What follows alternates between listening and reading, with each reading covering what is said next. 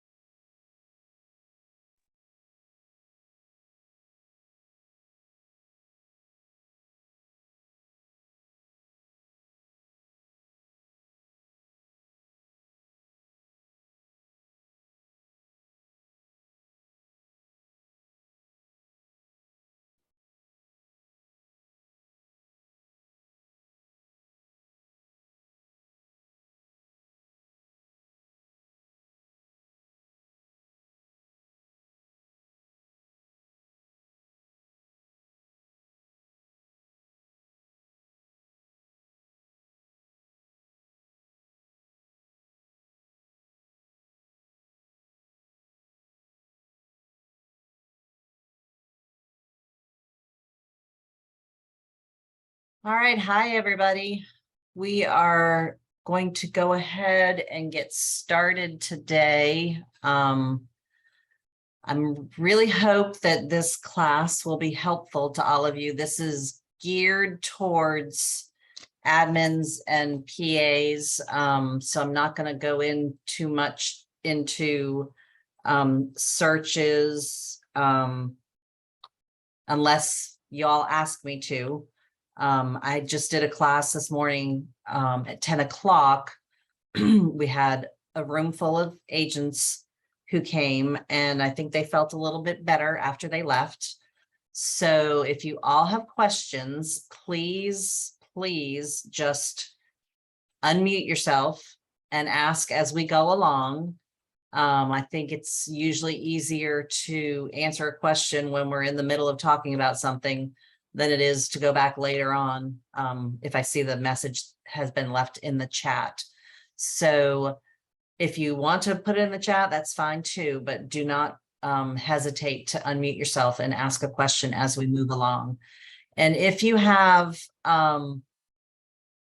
anything off the top of your head that you want me to make sure I touch on, go ahead and unmute yourself now and let me know so I can make sure I touch on it if I know anything about it. I am not proclaiming myself to be an expert on Flex at this point. I'm just sharing what I've learned because it has been like learning through a fire hose, and I feel like I've learned a lot in the last couple of weeks. And if it can help you all in any way, I'm more than happy to share that.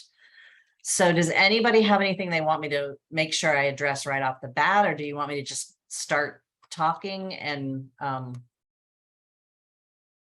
go from there?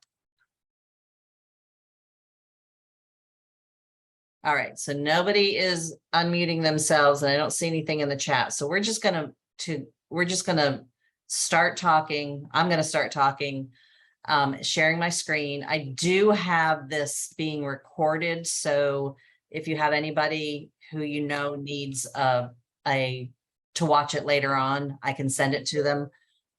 I'm not promising how well a recording is going to be of me, but how good that's going to be. But I am recording it so we can have it for later. So let me share my screen and get started. All right, so you are all seeing my screen of Flex, correct? Yep. Yeah, I'm going to take that as a yes. Thank you, Kelly. All right, let me.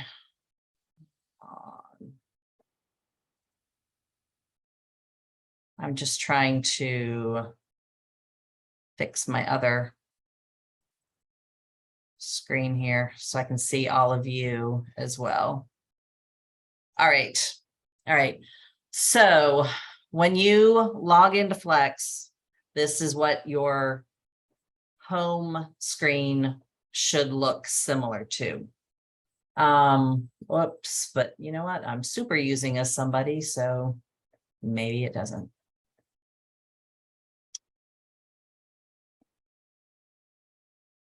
All right. So most of you are. Okay, we do have a question about showing time being mandatory, or is there a way for our office to opt out? So showing time is not the showing service that the NC Regional MLS is going to be using. The NC Regional MLS is in the process of onboarding with a showing service called Broker Bay. And you do not have to use it. You don't have to set up your showings. I mean, your listings to use the showing service, but it is a product that is offered at no cost to anybody through our membership with NC Regional MLS. You may be seeing showing time, the icon in Flex right now, because there are some associations that were using it, but we are not one of them. So we don't have that feature available for us, even though the icon is there for some reason.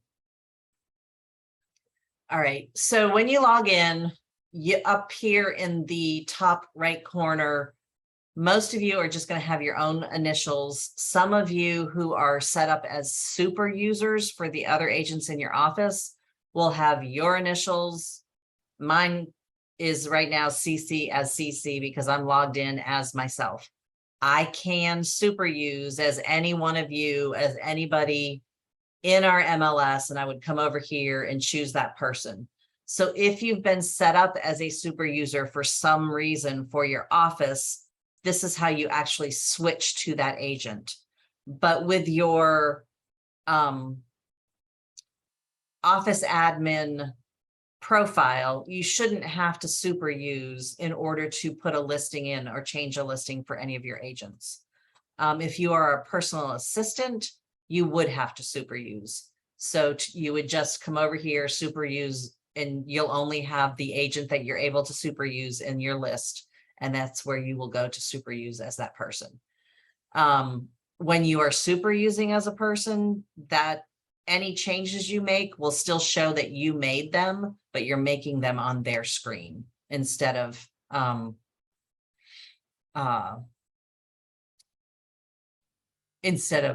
your own login. So I'm not going to super use as anybody right now. This Flex MLS button up here in the top left corner is your home button. Always takes you back to your home screen. That's basically the same way it is on any website you go to. If you click on the logo, it generally takes you back to the home screen. So that's nothing new.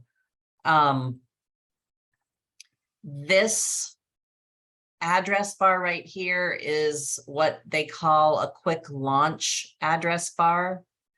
And you can basically type anything in this bar and you're going to get some kind of result. You can type the name of an agent. You can type an address of a property. You can type an MLS number. I found out in the class I was teaching this morning that you could put 3 bedrooms, 2 baths, Camden County active, and you would get search results. So I didn't even know you could do that. So if I put 2 bedrooms, 2 baths, Camden active, and then do new tab, that brings me up the search results for those parameters in Camden County, the 14 results. I thought that was kind of neat. Didn't know you could do that. But if somebody calls your office and wants you to give them some information on a specific listing, maybe they say, I just saw a sign in the yard and all I saw is that it's listed with your company and that the listing agent is, let's say, Sue Hayhurst. So you can type Sue Hayhurst in this bar up here, come down here to where she shows up as a member. Then you're going to get Sue's contact information. And down here on the bottom, you won't have these options of editing the member and resetting the password. But on the bottom, you can click on view member listings and you will see Sue's listings here. You can sort by status. And so her closed, she may not have any active, she looks like she doesn't have any active listings right now. But you can search for that one person's listings from there. So that this quick launch bar, you can find a ton of information. If you just need somebody's contact information, if you need the office's contact information, that's just a quick way to find that information. You also have 2 help buttons up here. This help button over here, you can get help on just the page you're on, or you can go to Flex MLS Help or Flex MLS Academy. I'm going to recommend these 2 options right here under the Flex MLS Academy. You can come in here and under the short tips video, if you have a topic you want to learn something about, you can put the topic right here in the search bar, or just, scroll through what the different options are. They have a ton of webinars that they have planned that you can go to, and these people are going to be much more knowledgeable about Flex than I am. And then they also have recorded trainings in here, that the recorded trainings are much longer than these short tip videos. So I'm just showing this to you because this is a resource to get help. And then under Flex MLS help, these are going to be like step-by-step directions. So you can, if you're probably not going to be working on creating CMAs, but you might, maybe you're setting up a search for somebody in your office or daily functions. Adding a listing is going to be right here, add a listing. So if you click on that, it's going to take you step by step through that process, and also give you a guided tour if you need one, that kind of thing. So anyway, that's where that information is. And then this guided help is that same thing we just saw on the other page, where if I'm in the add listing function and I click on guided help, it will walk me step by step through the process. I don't really like that one. It's annoying to me. But it is there if it works for you. All right, so somebody just asked me, is there a input sheet? Yes, there is. So this next line down where you see menu all the way over on the left, this is where you're going to see all these options that are available to you within Flex. And if you don't want to search through all these options, you can just type in this menu bar here what you're looking for. And if you click on input, you'll find input forms. If you want to keep input forms up on your quick access ribbon right here, just hit a star and then add it to your quick access ribbon. When we click on it, it'll allow you to choose any of the property types. And then this print possible values for fields with lists, I would not choose that, because if you choose that, it's going to be pages and pages and pages long, because, for example, under subdivisions, it's going to give you all the names of the subdivisions. So I would not choose that. I would just click on this print, and then this will give you the residential listing input form. And that is what you will need to be able to enter a listing into Flex. All right, so let me see. Just looking at my notes, want to make sure I am covering what I think you might want to see.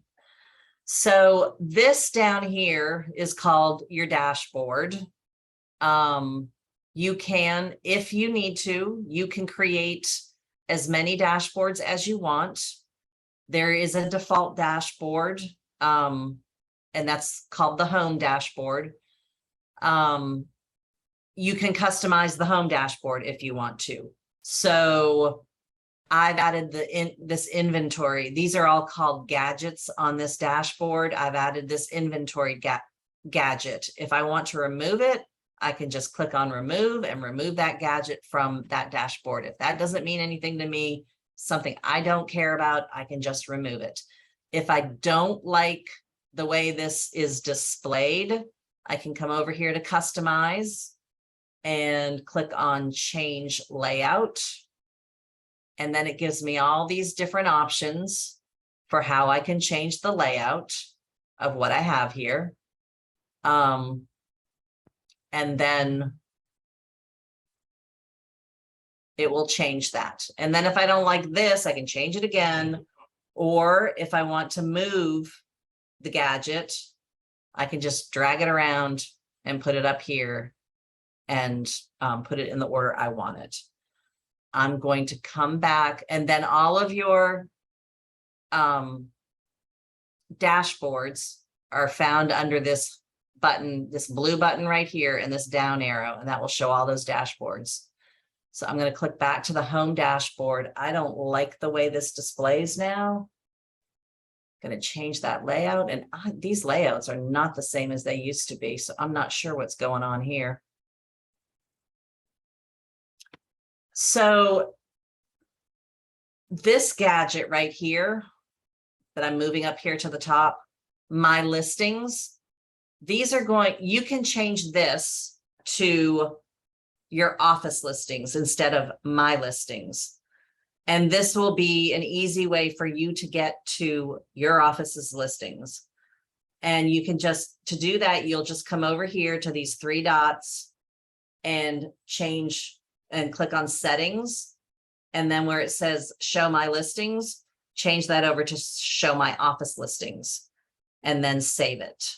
And then all of your listings, all of your office's listings will show under these different status types. And if you just click on the blue link, it will take you to your office's listings, and you can edit them from here if you want to. And the way you would edit them from here is right over here on the left where the MLS number is. There's a down arrow and it gives you an edit listing button.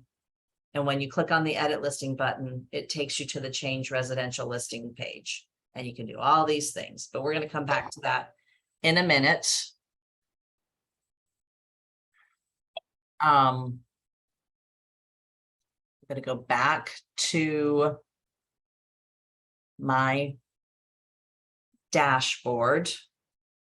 This is another dashboard that I've created, a hot sheet dashboard. We were just talking about this in the last class, that you could, create a dashboard just for hot sheets, hot sheet for Camden, hot sheet for Currituck.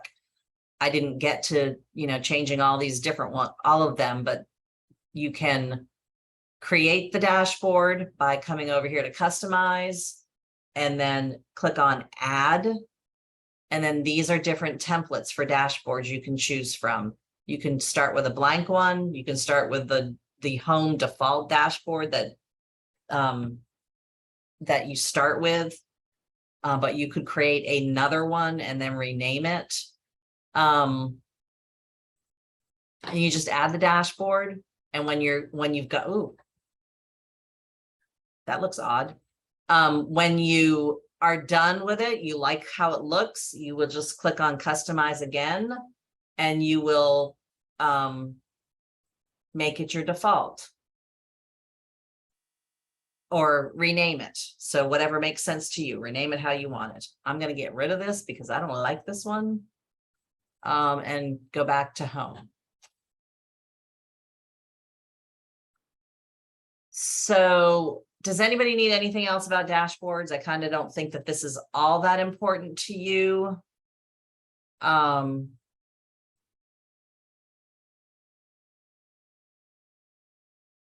Okay, nobody looks like they need to know anything else about this.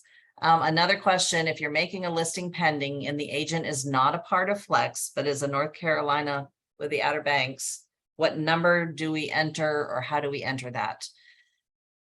There is an option for a non-member, and that's what you choose. If the person is not in the list, then you don't get to enter their name. You just choose a non-member. All right, so what I've been saying most about Flex since we've been using it for the last couple of weeks, the hardest thing for me has been figuring out how to navigate Flex. And no one's going to be able to help you with that except yourself, what works for you. But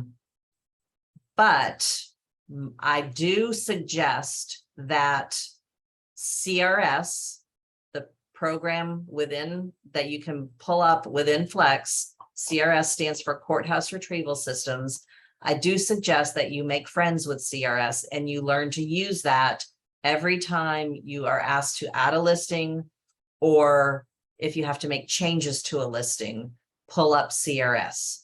And so what you should do is go to your menu and look under the taxes option. And I don't have it on mine right now for some reason, but you should have CRS. under your menu. And if you can't find it quickly, just type CRS in and then it will pop up. Like I said, it's not showing on mine for some reason today. I would star it and I would get it up here on my quick access ribbon. So CRS, which stands for, like I said, Courthouse Retrieval Systems, looks like this when you pull it up. MLS Tax Suite. It is pulling records from county and city records and putting it into a property report for you so you can get tons of information at your fingertips that you used to have to go searching for when you needed to put a listing in. So Flex uses a listing data checker to compare what's in this CRS program, compare it to what you enter into Flex. And when those things don't match, you're going to get those, your agent is going to get those violation notifications that there's something wrong with their listing. So that is why I highly suggest making friends with CRS and learning how to use it.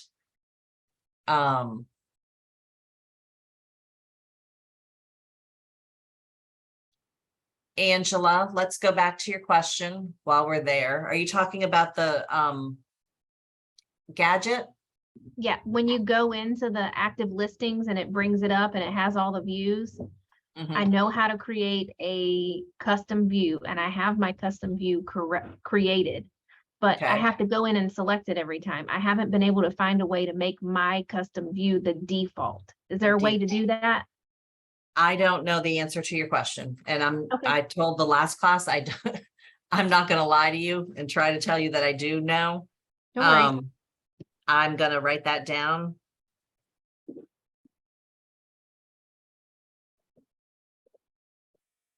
So I can find the answer. Awesome. Thanks.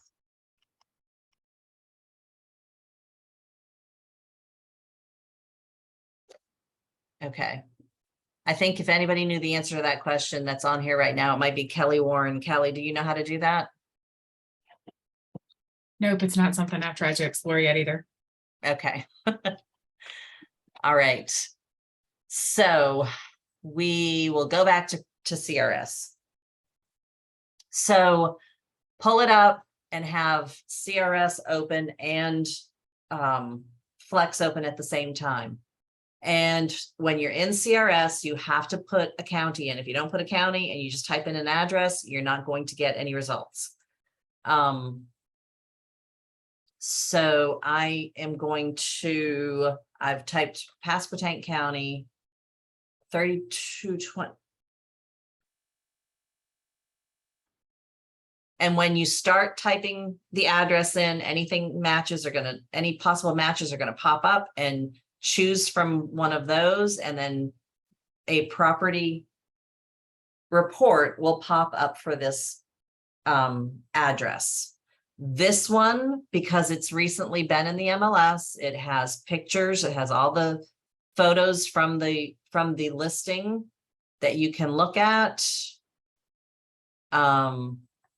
It has a map of the lot with some dimensions on it that you are going to need possibly if you don't have other measurements from, I mean, if the agent hasn't gone out and measured themselves or told you some different measurements, you can use these measurements. This gives you a square footage measurement for the property. The way this address is, how it has West Main Street extended on here, you have to have that address matching in Flex when you add it. So,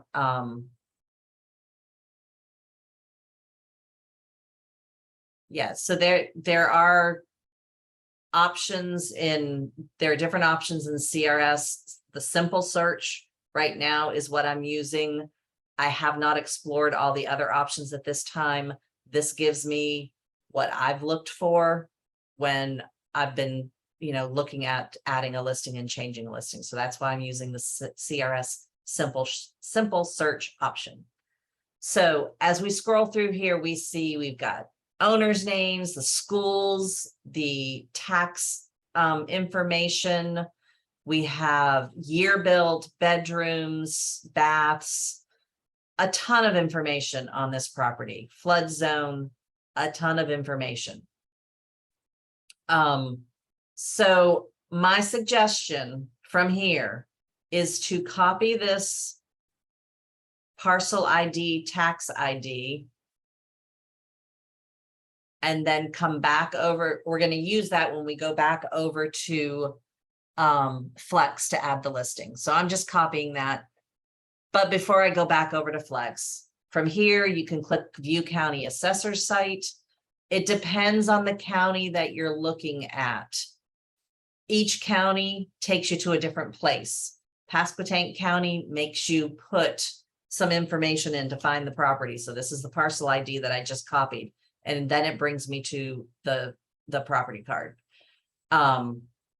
This morning we were looking at a property in Perquimans, and Perquimans takes you directly to it. You don't have to copy and paste that PIN number in. It just depends what you're looking at, which county you're looking at, and how they are allowing CRS to integrate with it.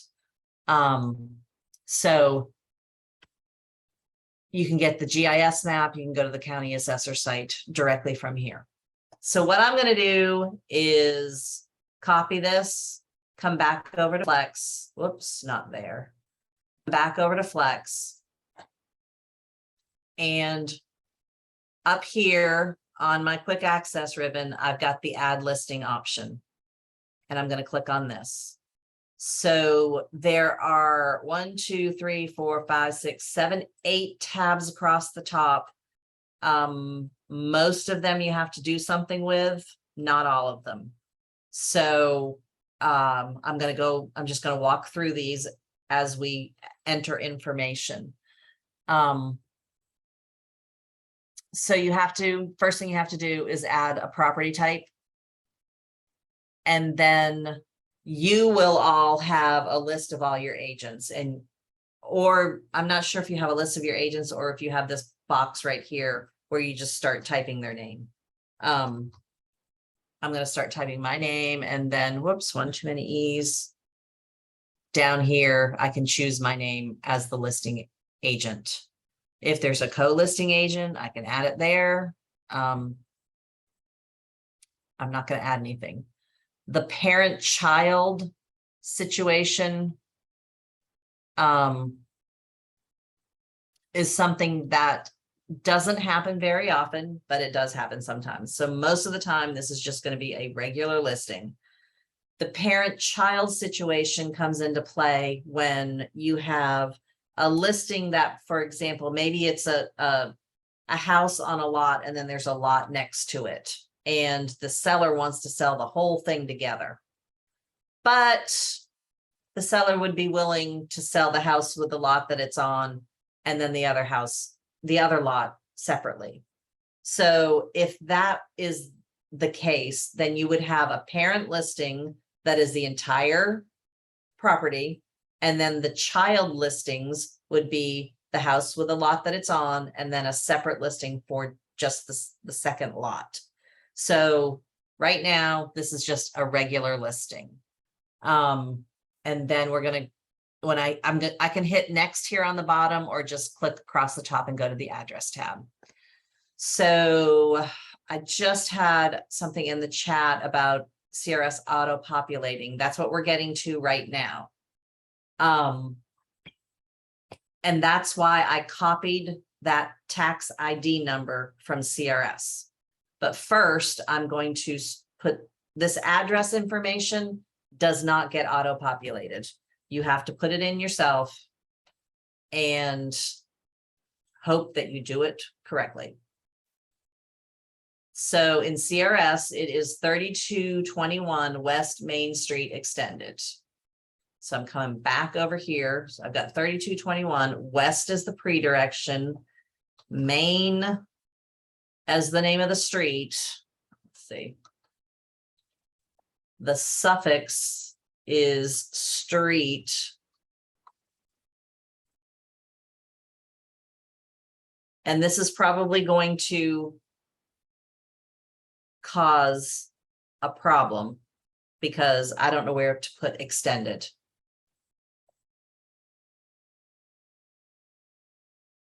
Oh, there it is right there in the post direction. So there it is. If I didn't put that there, if I left it like that, it would flag a violation notification, but it's right there in the post direction. And then come over here to the county. And when you put the county in, it narrows down the cities. This is something that I've already got it on a list to have cleaned up by Flex. And then it should also narrow down the zip codes. And then in the tax identifier field, I'm going to paste what I took from CRS. And then I'm going to click this populate tax data box. And when I do that, it pulled some of the information over from CRS and it pulled it into this listing. So when I come over here to the main fields, some of the fields will be already filled in. It's not a whole lot of fields, but some of them will be filled in. But before I can get to that main fields page, I have to confirm the position of this property on the map. I'm just going to use this location, but you really should make sure it's in the right spot. And let's see, should I use the geocoder? No, yes, I want to use the geocoder address. And this is telling me there's a duplicate listing because there is a listing in Flex. You cannot add a duplicate listing. If you add a duplicate listing, you're going to get a notification saying that you've been fined. You've automatically been fined $50 for adding a duplicate listing. So pay attention to this. If you get this message and it's telling you there's a listing at this address already, don't continue until you confirm whether or not there is another active listing at that address. If you're doing new construction, I have talked to Cindy Mayberry with Rose and Womble and talked to her about the new construction listings because there are a lot of new construction listings in that office. And so she has those directions on how to proceed with new construction listings, but I have not compiled all of them to send them out to anybody. But if you are listing property that's in a subdivision and it's all new construction and the master models that you are listing, you're putting those listings in, they may look like duplicate listings because you might have 000 as the street number and then a street name.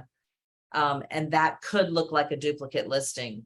The way to get around that is to have one as 0 Main Street, and then you could have 00 Main Street, 000 Main Street, or you could do 000 or TBD, and then in the modifier, you could put the lot number if you have a lot number. So there are ways to get around that so that you can get those new construction listings in.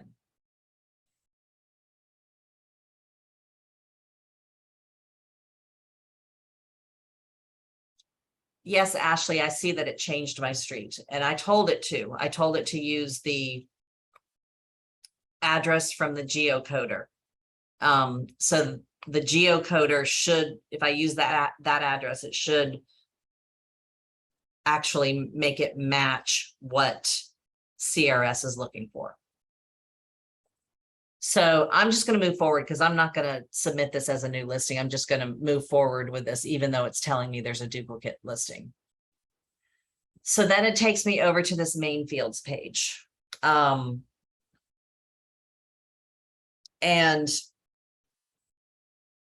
on this page, if I scroll down a little bit, the marketing city came over, the lot acres, the lot square footage that came over, number of baths, number of bedrooms, the tax value, the estimated taxes, that kind of information came over from CRS. So it's a little bit, but it's not a whole lot that comes over.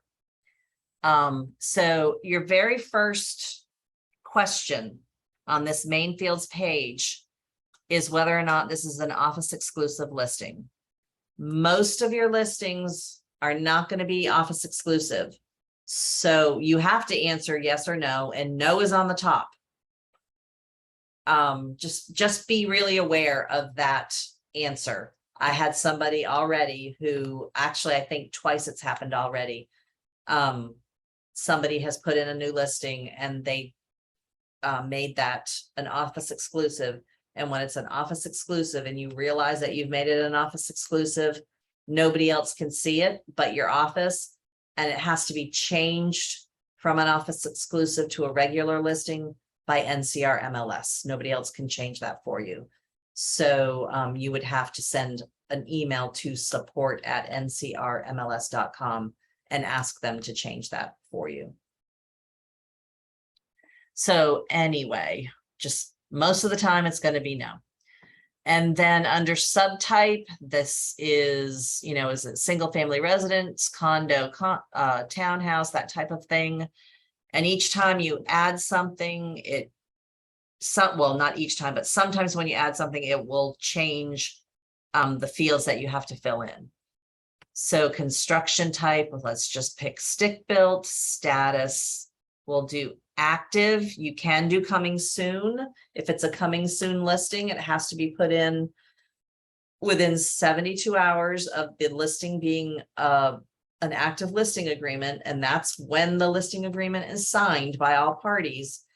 And then you can, if you choose coming soon, then it will ask you to fill in the effective date of the listing agreement, which is the date it was signed.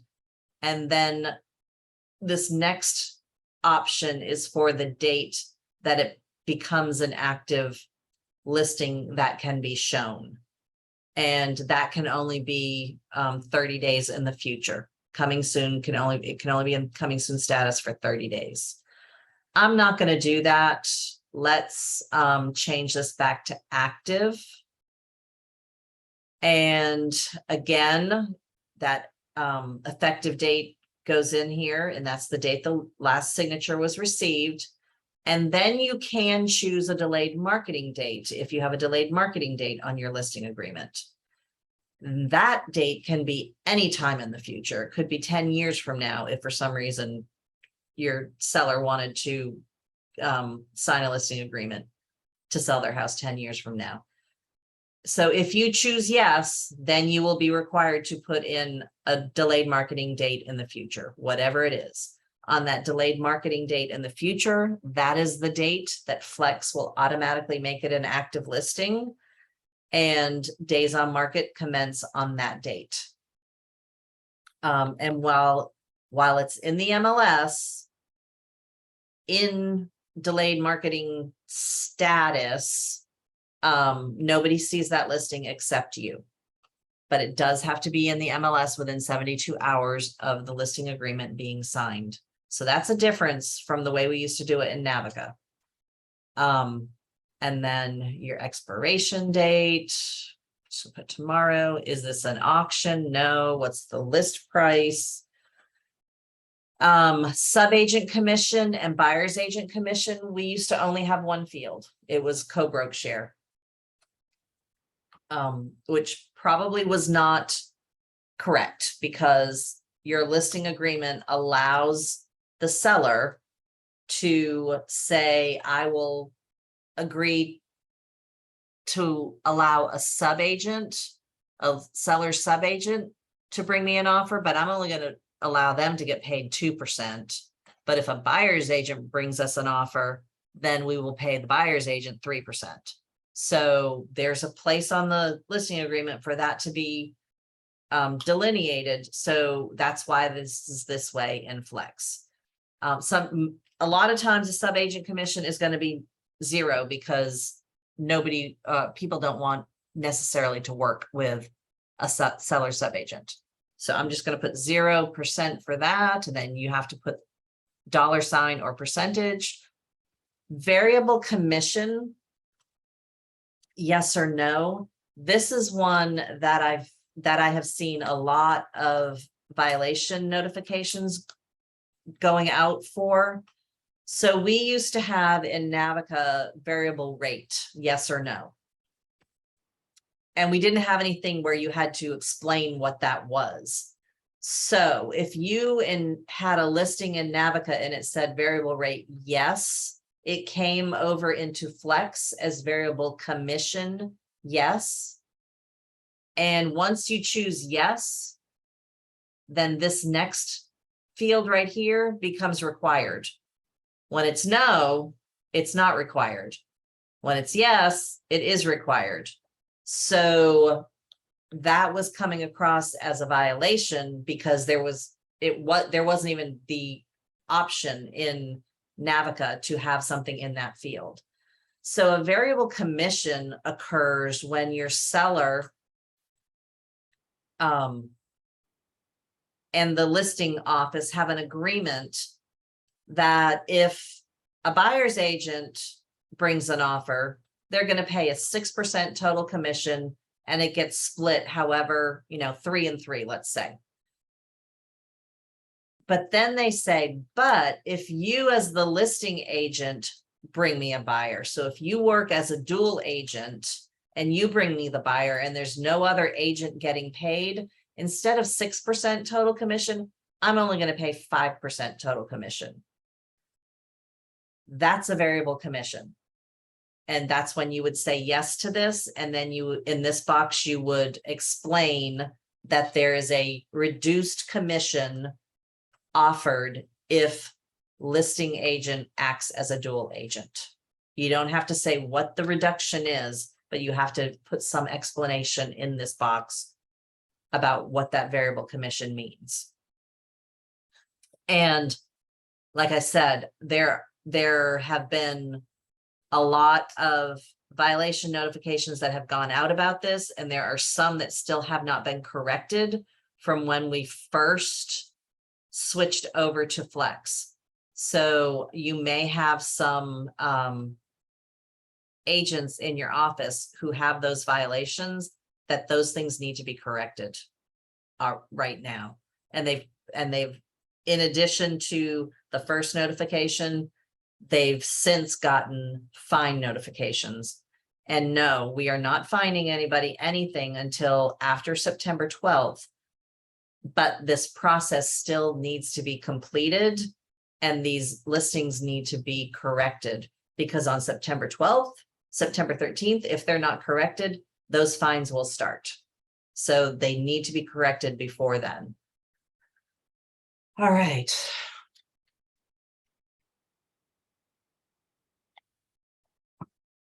All right, so agreement type is just what kind of listing agreement you have. Usually it's going to be an exclusive right to sell.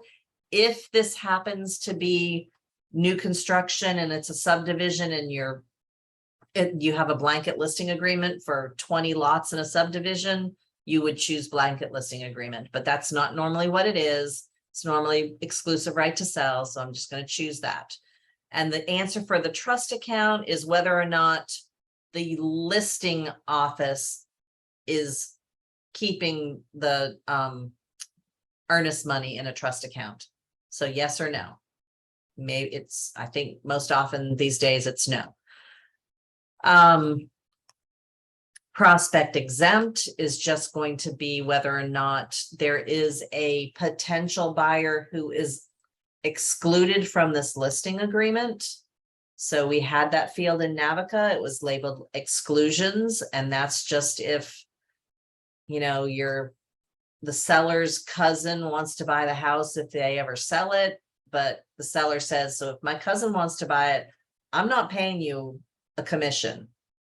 So that would be an exemption from this listing. And so in that case, you would say yes.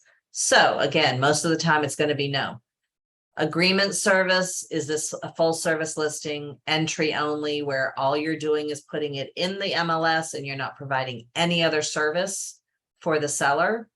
or limited service where you're putting it in the MLS and maybe you're providing a lockbox, maybe you're negotiating contracts, but you're not showing the property. So it's a limited service situation. Most of the time it is full service. Stipulation of sale, is it a foreclosure, REO, something like that? I'm just most of the time, no. Subdivision, if there is no subdivision, you're just going to pick none. It is an option in the drop down. Let's see, I know it's there. There it is. And then public remarks is required. You do have to put something in that field. You'll see there's a marketing / public remarks field. And then if we scroll down, there's also advertising remarks, and this is not a required field.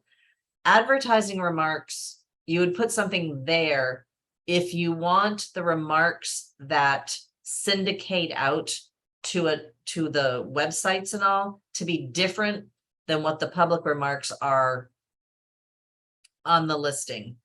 And in that case, the public remarks would show up on a flyer that you created, the different MLS displays.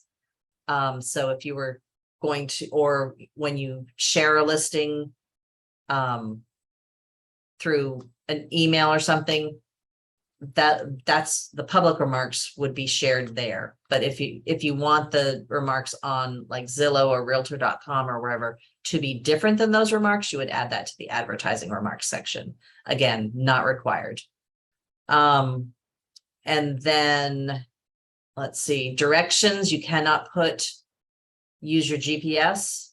That was the majority of the violation notifications that went out when we first went live with NAPCO. There were a lot of listings that had GPS in there, and you can't use that. You have to do generic directions to the property. The appointment center phone, you can just put the agent's number, or you have to put something here. You can just put a string of zeros if you don't want to put anything in there. And then, a lot of this is very self-explanatory.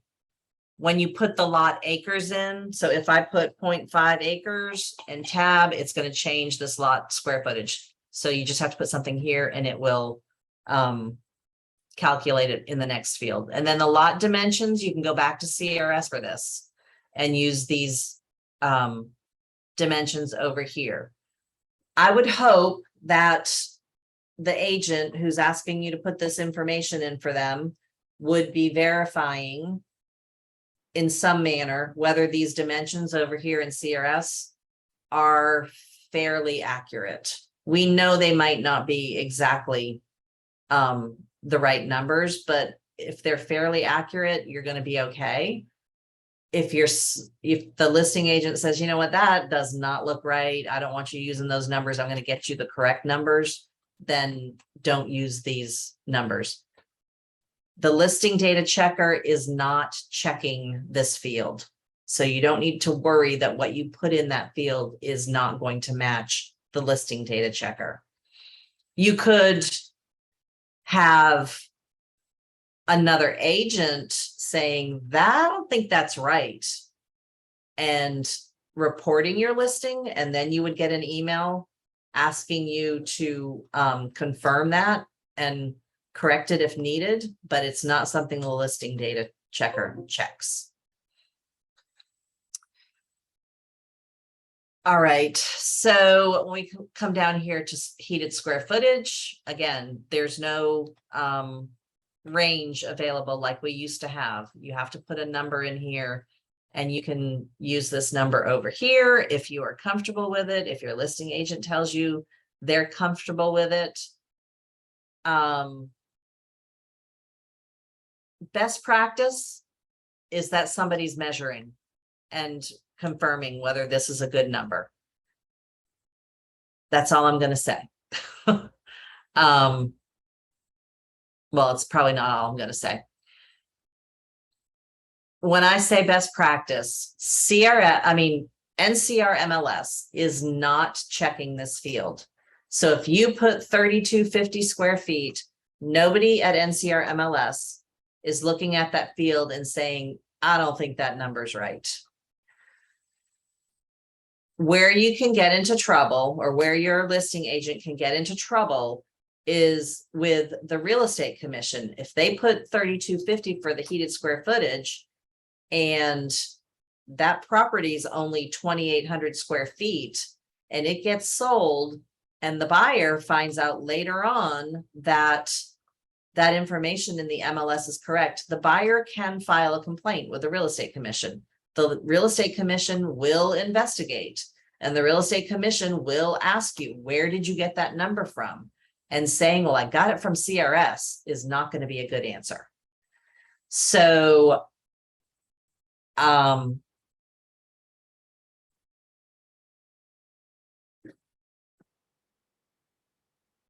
somebody should be measuring, should not be taking CRS for as the gospel truth for what square footage measurement is.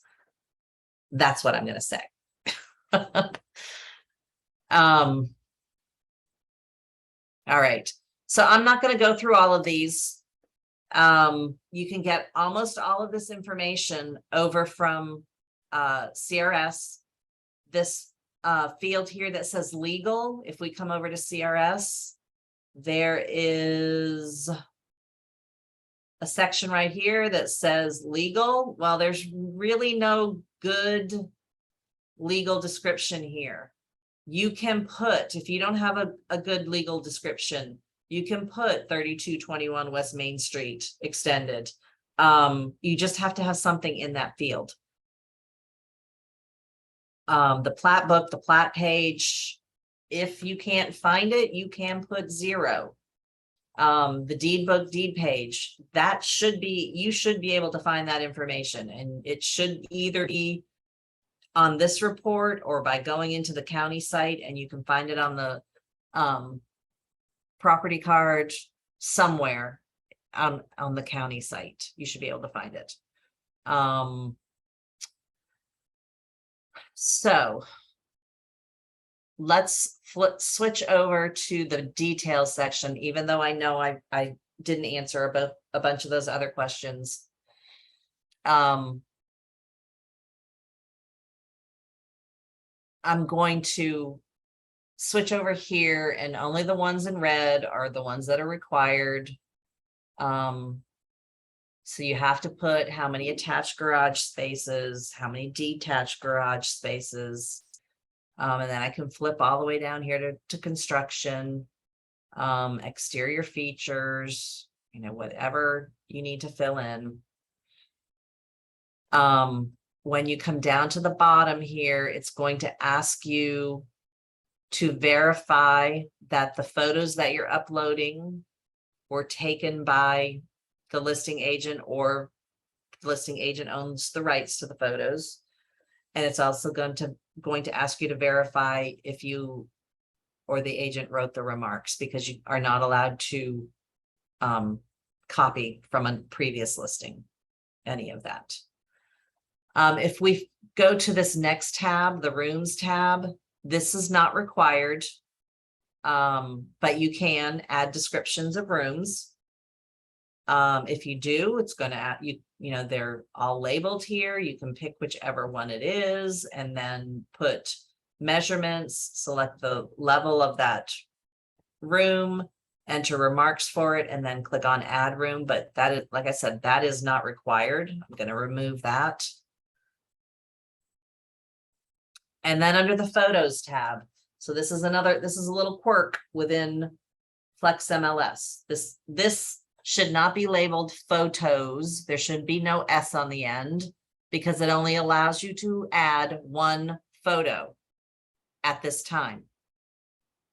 Flexmls or NCR MLS requires that every listing, no matter what type of listing it is, every listing must have at least one photo uploaded for it. So when you are first entering the listing, these tabs across the top are going to require you to add one photo and only allow you to add one photo. So this is, of course, a simple thing to do. Just gonna pick a photo. And label it, and then go to the next tab. Normally on this broker distribution tab, you don't have to do anything unless you're, the seller's saying don't send it to different places. If it's an office exclusive, this top choice will be checked, which then prevents it from being distributed out anywhere else. But normally that's not going to be checked, and it's just going to go out to realtor.com and then List Hub, and List Hub is where it goes out to all the other websites from List Hub. So after I got through all of these tabs, what I would do is come over here and click on Save Incomplete Listing. But before I do that, I'm just going to click on this Add Listing option right here. And it's not going to let me add this listing even if I wanted to at this point, because I have 52 fields that haven't been filled in yet. So I'm not doing that. This takes me back to where those fields are. And this changed right here where it says show empty required fields only. This used to say show all fields. But when I clicked add listing, it told me I had all those errors. When I clicked OK, it switched it to empty required fields only. So when I come back, I only have the fields that I need to fill in. So I'm not doing that right now. I'm going to click on Save Incomplete Listing. And when I do that, it tells me it's been saved, and then it takes me to where I can either finish this listing or I can upload more photos, which is why this is how I would suggest you do it. You're not going to want to upload that listing or save that listing with only one photo added. So get through all the tabs, add that one photo along the top, and then save it as incomplete. It brings you here, and this is where you can click on photos. And this is where it allows you to add more photos. So we're going to click add photos. We're going to find some more photos to add.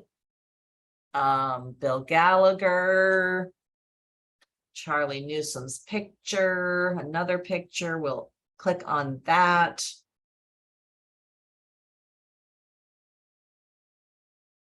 And then from here, maybe I don't want this lighthouse picture to be my main photo anymore. Maybe I want Bill to be the main photo. So I would just change it. I can click on the little flag here, and then it outlines this picture in blue, and that's indicates that it's the main photo now. And then you can reorder these pictures just by dragging them. You can relabel them, and then you can write a description of them as well. And so that is how you do that there. We can return to edit the listing. And then from here, we can click on finish add listing. Don't want to do that. That right there is taking me up to the guided help, through the guided help process. We just want to click on it here. Go to show, change this to show, well, maybe not.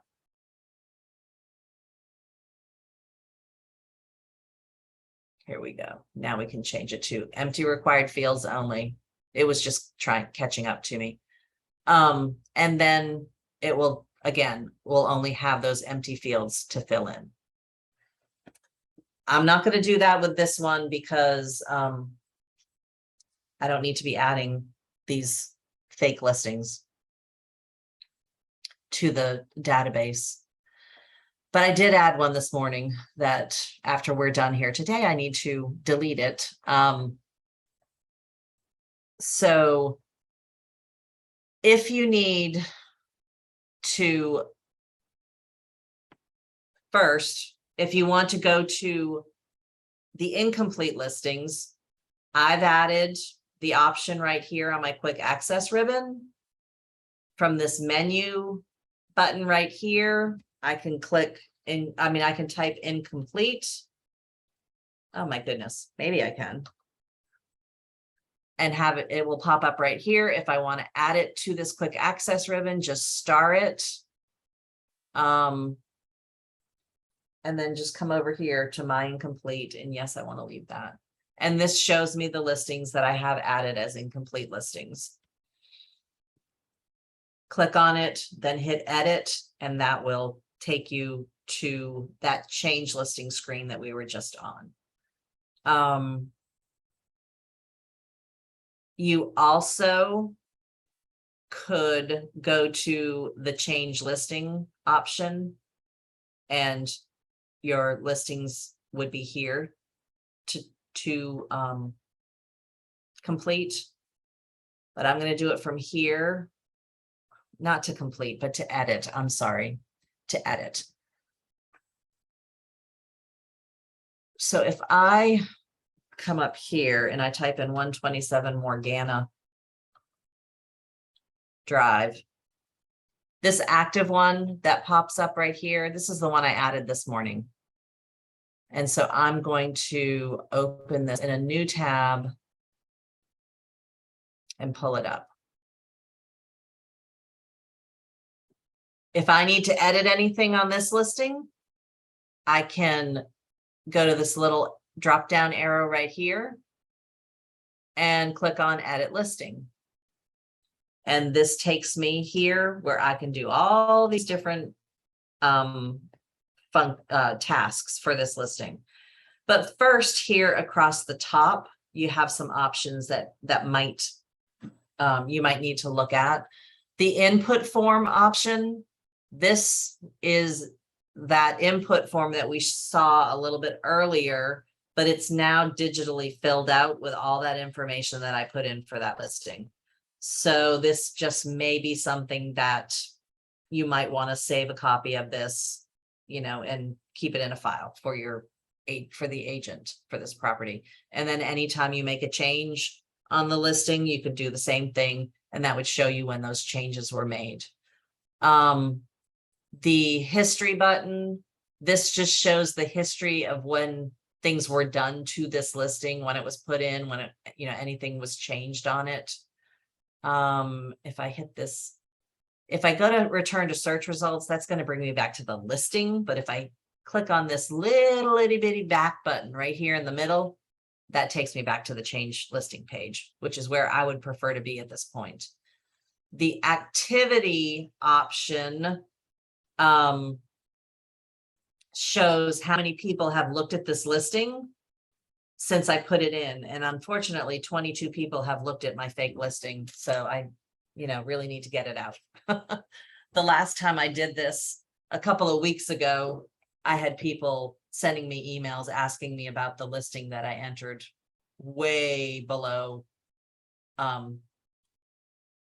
what the value of it should be. And then, we did the input form. I'm sorry, I didn't mean to click on that again. Let's go back here. The share listing. So if they've asked you to share it to Facebook or to email it to somebody, you can do it from here. You can send it in a text message from here to one of your contacts. It's an easy way to send it real quickly. And then if you want to change another listing, you can do that from here. But the change listing options are all on this page. If you've put in a listing, those parent-child listings that we were talking about, if you put in one of the child listings and you want to link the two together, you would do it right here where it says select child, select children, or add to parent.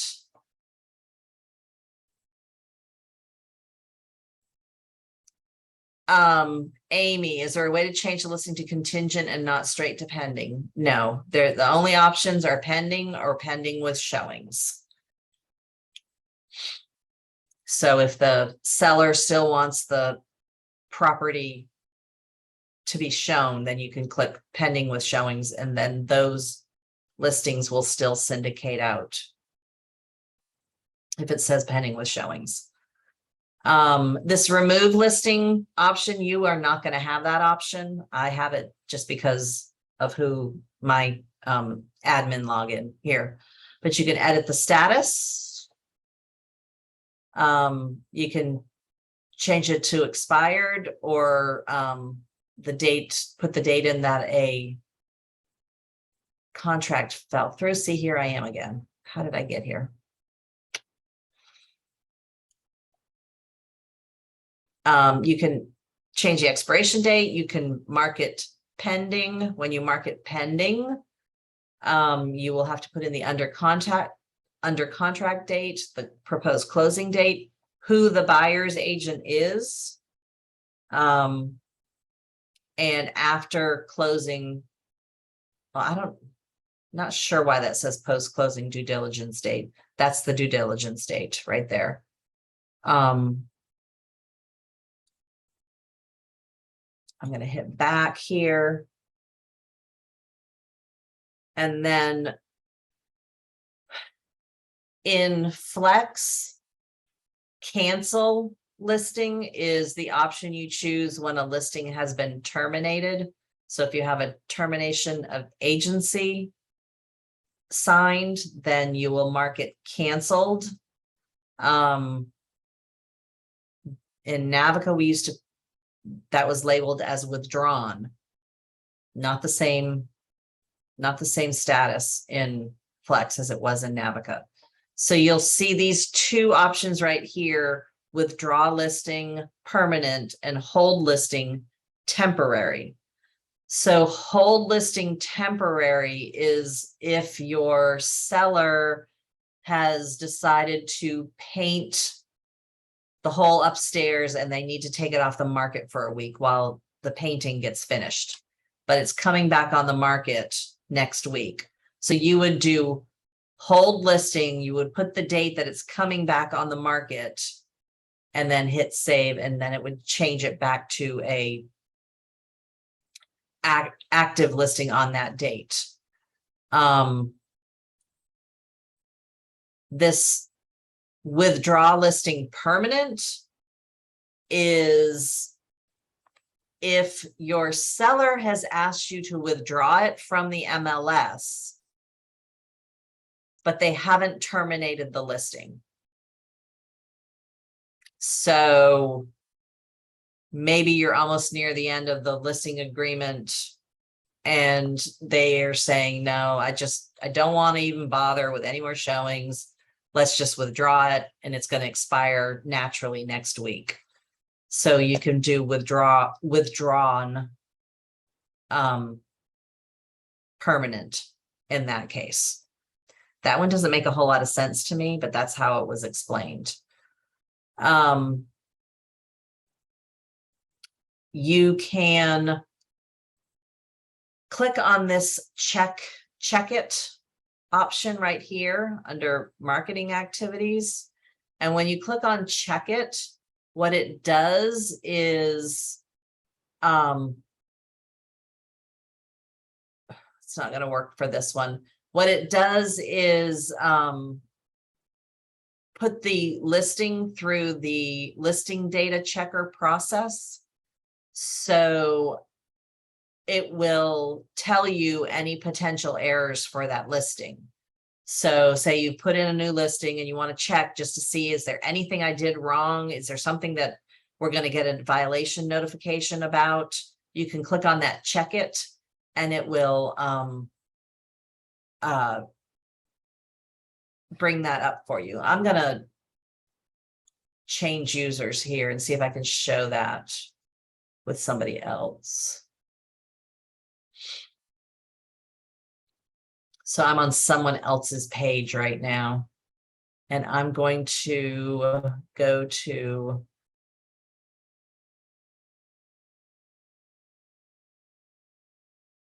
my listings. Nope, didn't want my listings. Wrong choice. Change listing. let's just pick one of them. From here, I can click on check it. And this is bringing it through that listing data checker process.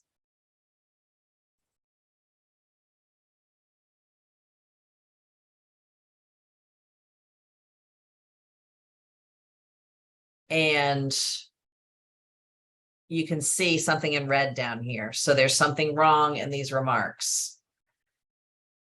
And there's probably nothing really wrong. She has at the end call today for a private showing. They may make her take that out of the remarks. That probably should be, doesn't need to be there. You don't need to be directing the public to call the listing agent. It's a weird rule, but so you would see that and you could take that out. So when it goes through the listing data checker process, it will be gone and you won't get that notification. And if you see that, then you could click up here on the MLS number and then go to the down arrow, edit the listing, and go to listing information and take it out of that field. Make whatever correction you need to make from there. All right. So, questions? Anybody have any questions while I'm rambling on? Can I ask one that's a little bit slightly off topic? Absolutely, please do.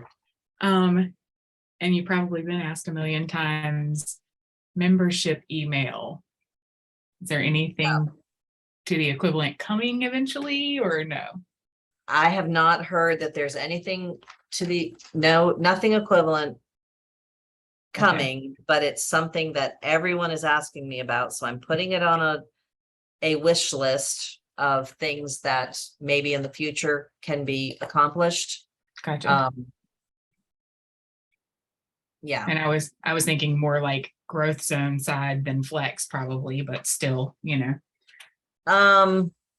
Yeah, but growth zone, I know it's not set up for that. Yeah. yeah, it's not really linking to the listing, so I'm not sure.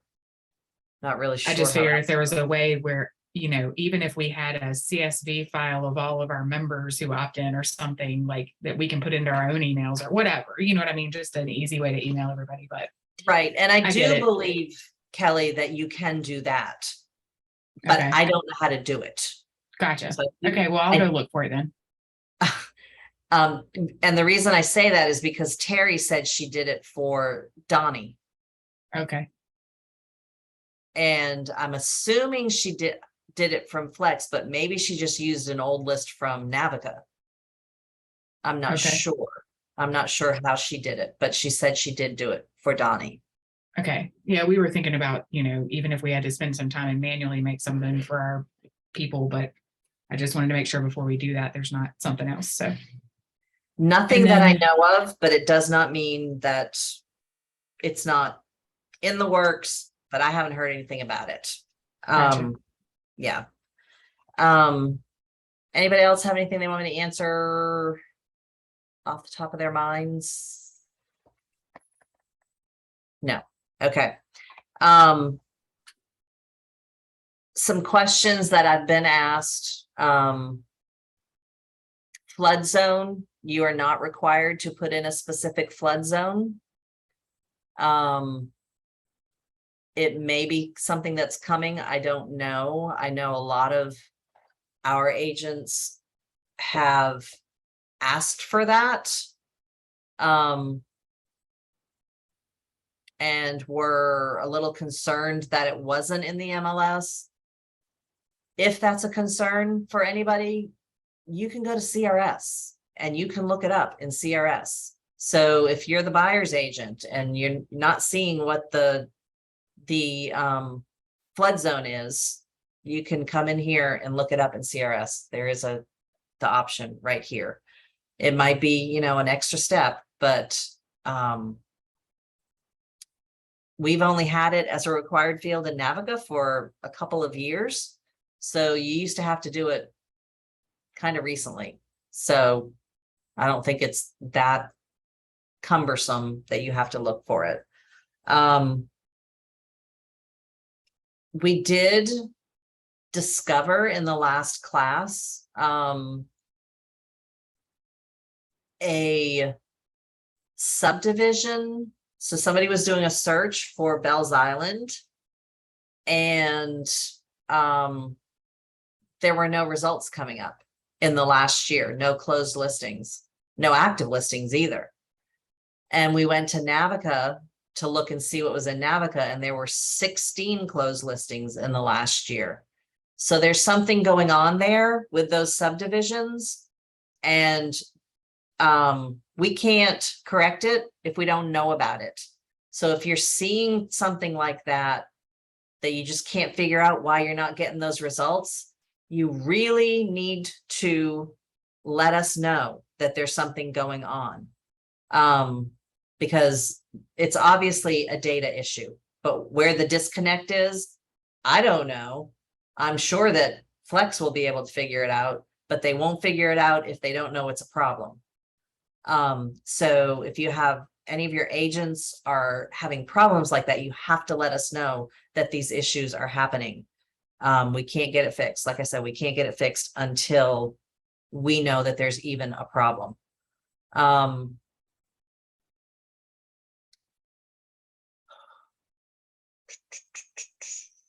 I have one more quick question. Yes, go ahead, Kelly. And this pertains to, I didn't want to stop you in the flow of all of it, but where there's the broker owner field, where if the person that's, the listing agent or whatever, the way it was described when I went, to my training was, if the listing agent has ownership interest, then they would say yes.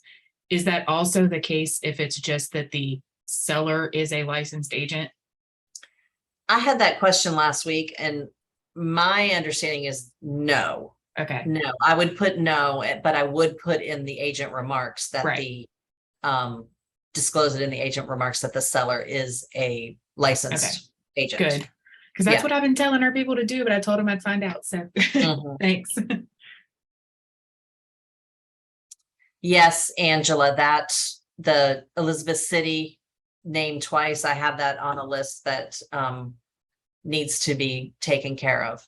And there are, we know that there are some things when you come over to the address field under Perquimans.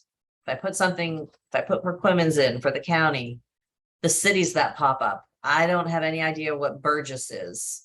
I don't know why Edenton is there, so there is cleanup that it needs to be done, but until we see these things, we don't know that the cleanup needs to occur. So, and it's going to take a while to get it all cleaned up.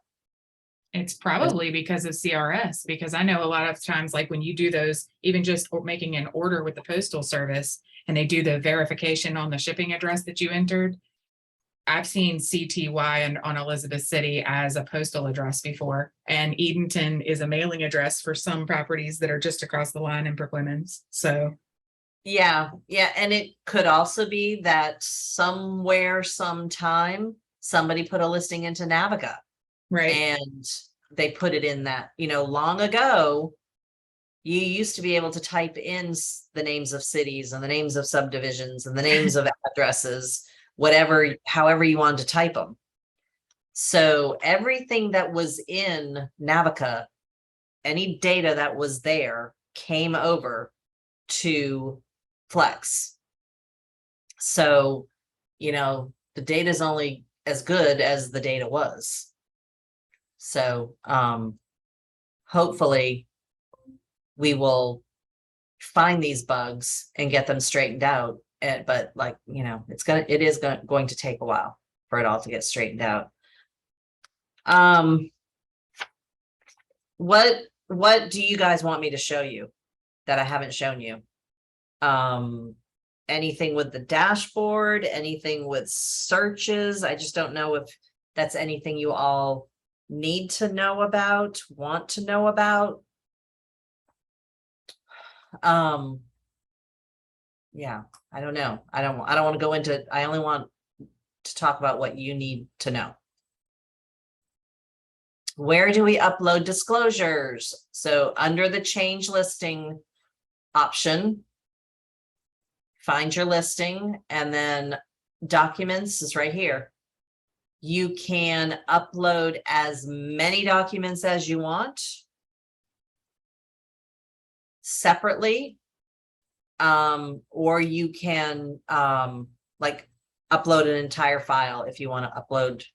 If you have them all, you know, in one long PDF, you can upload it that way. But if you want to upload the mineral oil and gas rights disclosure, and then you want to upload the residential property disclosure, you can upload them all separately. Whereas in Navica, you only had 3 options. You can do as many as you want in Flex.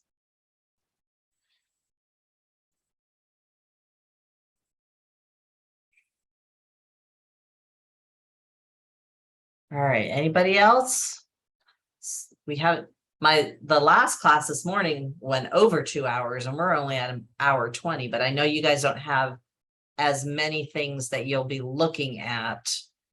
As admins and PA. Let's see, I do periodic closing audits and I search our closings with a date range.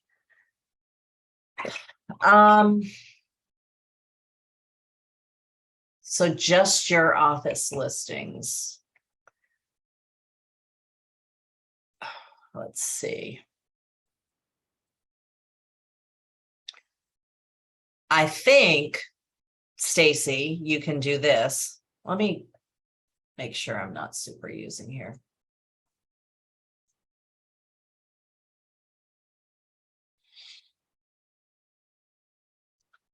So you can do a quick search. And Kelly, you probably already know the answer to this. So if I'm steering her wrong, please tell me. So you want to look at closings. We're going to change the status to just closed. And then let's say this is, it's got the sold date from last year, today, August 16th, last year on. And then you could do listing selling office and do United Country. Find. I think that's it. That's you. Yep. And you can do it as the listing office or the selling office. So if you want both, leave both of those checked and leave that as or. But if you wouldn't want to and, because that would mean you were both the listing agent and the selling agent. And then this comes up with 118 listings. Does that sound like it could be right for the last year? We had 118 closings that you were the listing office or the selling office for. Okay. So from here, just come over to the list. And this shows all of them. You can click on details if you want the details for different ones. You know, different reports you can choose. You can save this template. If you want to save this template, we will click on save, I think. Save search. Leave this as new and then put, you know, office closings. You might want to spell it correctly. Describe it if you want to. Are you going to send it to anybody? If not, just leave none and then click on save. And then this is going to be one of your saved searches. So if you come back to your home screen, under your saved searches gadget, there should be a saved searches gadget on your home screen.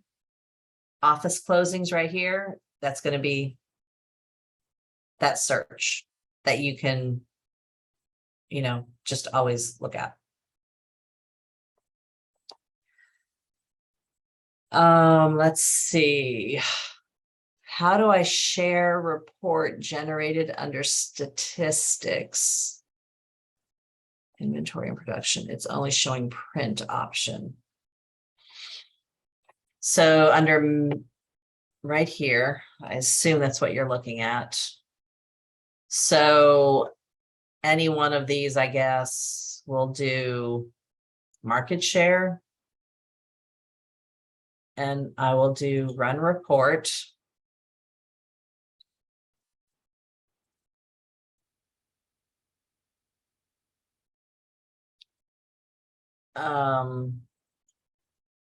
Choose the office. Next. Oh, that's tiny. So you want to share this to who, Lisa? I want to be able to share it with my supervisor, possibly other agents. So you can save it as a PDF from here and email it to them. Did you see what I did? No, I missed that. Okay, so when you click on the print button, Okay. it will bring up your available printers, but it also has Microsoft Print to PDF. And it allows you to save it as a PDF. And when you click on print, it doesn't print it. It just gives you the option to save it wherever you want to save it. Thank you. That's great. Okay, then you can email it to them. That you can do that with a whole bunch of things. That little trick I use all the time. Let's see. We had an issue on Friday night. And our listener, she was able to make the listing line. The state would not. Kimberly, where was that listing located? Or what was the address of it? Because I had that issue another time and we had to, I don't know what they did, but 100 Sound Shore. And is it Currituck or? Currituck. That it was Currituck the last time. So when it's the city of Currituck and Currituck County, for some reason the state's not populating. All right, I will get them to look at that again because they thought they had fixed it. They must not have fixed what they thought they fixed. Okay. Yeah. All right, anybody else? Any questions? Please do not hesitate to contact us. I know this is frustrating. I really hope that once we've been in it for a couple of months, we're going to even forget that Navica ever existed and we're going to love it and it's going to be great. I know a lot of people who really like Flex. So, and I'm not talking about people necessarily our people, but people who have been using it for a long time.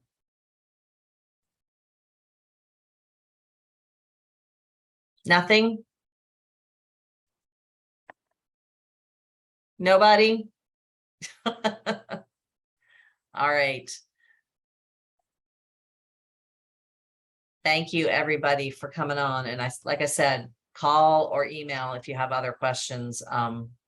We don't want anybody being frustrated. We want to find the answers and help you out. All right. Thank you.